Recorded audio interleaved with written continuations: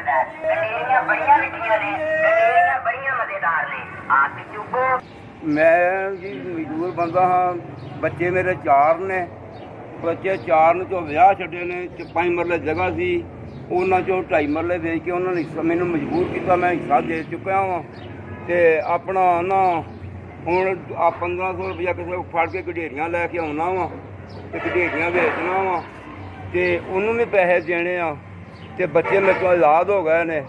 ਬੱਚੀਆਂ ਨੇ ਮੇਰੀਆਂ 2, ਇੱਕ ਫੈਲਾਵਾਲ ਵਿਆਹੀ ਹੈ, ਇੱਕ ਇੱਥੇ ਲਾਗੇ ਪਰਾਂ ਵਿਆਹੀ ਆ। ਉਹਨਾਂ ਨੂੰ ਮੈਂ ਮਿਲਦੇ ਹਾਂ, ਜਿੰਨੇ ਜੋਗਾ ਅਸੀਂ ਆ ਦੋਵੇਂ ਜੀ ਉਹਨਾਂ ਨੂੰ ਮਿਲਦੇ ਹਾਂ। ਹਾਂਜੀ ਹੁਣ ਆਟਾ ਵੀ ਮੁੱਲ ਦਾ ਵੇਖੋ, ਮਹਿੰਗਾਈ ਇੰਨੀ ਆ ਕਿ 1.25 ਕਿਲੋ ਆਟਾ 100 ਦਾ ਦੇਣ ਦਾ ਨੇ। 2 ਜੀ ਆ ਅਸੀਂ, ਵਕਤੀ ਤੌਰ 'ਤੇ ਬਿੱਲ ਵੀ ਦੇਈਦਾ ਵਾ, ਬੱਤੀ ਦਾ ਵੀ, ਗੈਸ ਦਾ ਵੀ। ਇੰਨੀ ਪਹੁੰਚ ਨਹੀਂ ਜਿਹੜਾ ਗੈਸ ਮੀਟਰ ਲਵਾ ਲਈਏ।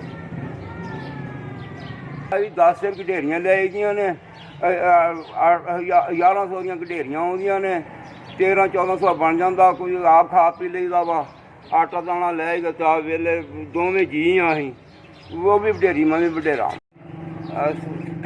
ਭਾਜੀ ਤੁਹਾਡਾ ਭਲਾ ਹੋਵੇ, ਮੈਨੂੰ 4000 ਰੁਪਇਆ ਮਿਲ ਗਿਆ ਵਾ।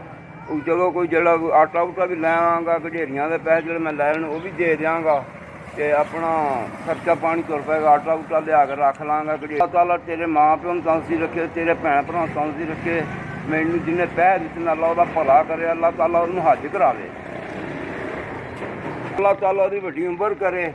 ਅੱਲਾਹ ਤਾਲਾ ਨੇ ਸਾਨੂੰ ਰੋਜ਼ੀ ਦੇ ਮੱਥੇ ਲਾਇਆ, ਅੱਲਾਹ ਤਾਲਾ ਰਿਜ਼ਕ ਦਾ ਬਹਾਨਾ ਸਾਡਾ ਬਣਾ ਦਿੱਤਾ। ਅੱਲਾਹ ਤਾਲਾ ਬਹੁਤ ਤੰਦਰੁਸਤੀ ਰੱਖੇ, ਮਾਂ ਪਿਓ ਨੂੰ, ਉਹਦੇ ਬੱਚਿਆਂ ਨੂੰ, ਉਹਨੂੰ ਵੀ ਤੰਦਰੁਸਤੀ ਰੱਖੇ।